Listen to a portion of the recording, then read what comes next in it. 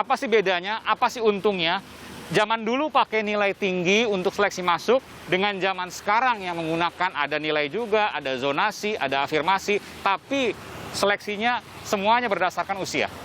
Kalau dulu, karena antara sekolah negeri dan sekolah swasta sama-sama bayar, ya kan? Jadi tentu saja ada perbedaannya, gitu. Jadi karena sama-sama bayar, tergantung bayarannya kan, itu timbul ada sekolah negeri yang favorit, ada yang biasa saja kan gitu. Ini berjalan bertahun-tahun seperti ini terus. Nah di DKI Jakarta sejak 2006 itu SD dan SMP sudah gratis. SMA dan SMK baru 2012 nih. Nah logikanya kan pasti akan semakin banyak anak yang sekolah dengan digratiskan ini. Ternyata data di BPS ya, angka partisipasi murni anak DKI Jakarta itu yang level SMA cuma 60%. Oke. Jadi ada 40% anak usia SMA yang belum bersekolah di DKI Jakarta. Oke. Padahal sekolahnya gratis. Oke. Nah, kalau usut punya usut, karena PPDB-nya pakai nilai, otomatis adalah orang-orang yang punya akses terhadap buku, bimbel, guru les, itu yang mendominasi sekolah-sekolah gratis ini. Logikanya, pasti anak-anak yang mayoritas menengah ke atas, yang sekolah di sekolah gratis. Anak yang menengah ke bawah, sekolahnya di sekolah berbayar. Kan kebalik nih logikanya, kan harusnya yang gratis yang nggak mampu, yang berbayar yang mampu. Nah, Pemprov DKI punya filosofi ingin mengembalikan ini untuk membuka akses terhadap anak-anak, bahkan terutama yang anak putus sekolah. Kan tadi ada 40% nih, dan data dari 2017 ada 12.000 anak DKI yang putus sekolah dari 2017. Terus siapa yang mau mikirin mereka?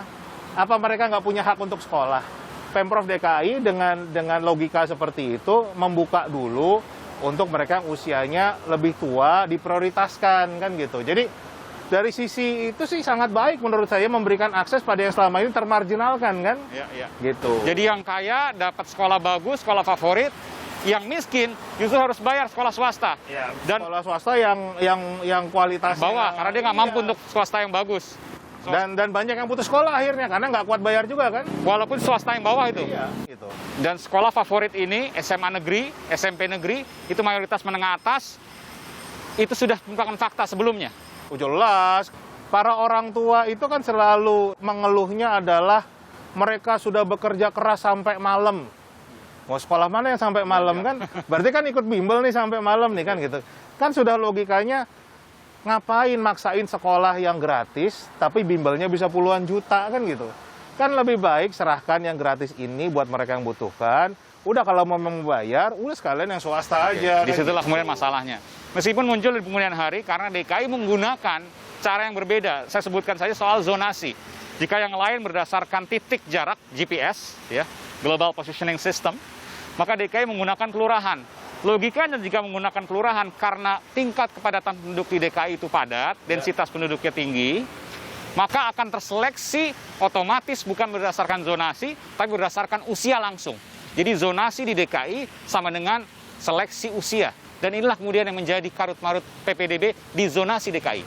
Ya yang muncul kan seperti itu. Tapi kalau saya karena udah dari 2017 sudah nanganin ini, kelihatannya ya karena perubahan nilai itu. Karena selalu kan yang ditonjolkan adalah anak ini prestasinya bagus, anak ini nilainya bagus, dia nggak dapat sekolah gimana kan gitu. Jadi mindsetnya adalah ya harus mengejar nilai kan begitu untuk masuk ini. Jadi kalau saya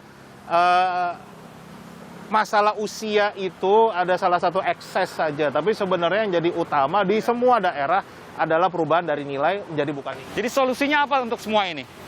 Solusinya sebetulnya adalah masyarakat perlu diedukasi. Perlu diedukasi kalau kita butuh perubahan dalam sistem pendidikan kita, kan gitu. Kita ini punya mutu pendidikan salah satu yang terendah di dunia, kan gitu. Dan bahkan kalau kita bicara di DKI, anak DKI yang bisa matematika cuma 3%. Anak DKI yang bisa matematika ini kota besar, ibu kota loh, 3%. Hanya 3%. Ini survei dari mana nih? Kemdikbud. Hanya 3%. Hanya 3%. Artinya yang 97% kurang. Jadi dia tidak menguasai numerasi, tapi dilatih untuk mengerjakan tes. Ya kan? Tadi dengan pola bimbel, dengan itu, anak-anak kita itu jago ngerjain tes. Tapi sebetulnya ilmunya, ilmu menghitungnya, ilmu membacanya, nggak diwajib. Jadi begitu kita disorot di dunia internasional, kita salah satu yang terburuk. Jadi soal matematika misalnya, kalau soal tes mungkin dia bisa ngerjain. Tapi kalau soal turunan rumus misalnya, mereka nggak bisa. Jadi gini sebetulnya, kenapa juga jadi rendah? Yang sekolah favorit tadi kan dianggap yang paling pinter. Ya kan? Ya. Sedangkan kemampuannya sebenarnya nggak pinter. Nah, yang sekolah nggak favorit kan pasti di bawahnya lagi. Betul. Jadi nggak naik-naik nih, ibaratnya mistar. Kalau kita bicara lompat tinggi, mistarnya nggak pernah naik-naik nih kan gitu. Jadi di bawah terus, tapi seakan-akan nilainya bagus-bagus. Nah, kalau kita mulai dari nol lagi, semua sekolah nggak ada yang favorit, kan mulai dari nol.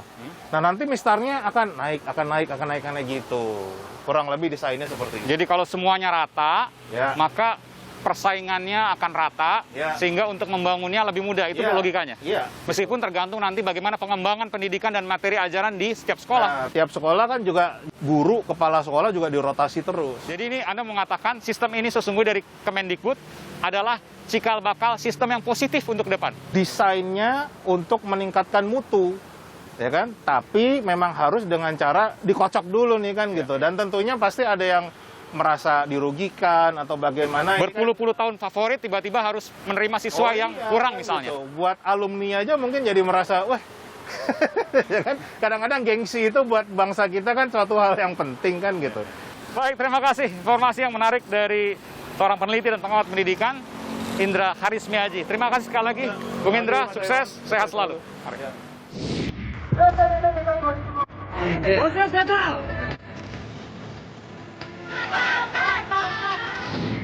Sekolah hak dasar bagi siapapun manusia bebas.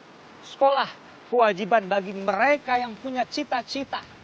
Tak boleh ada yang tertinggal karenanya.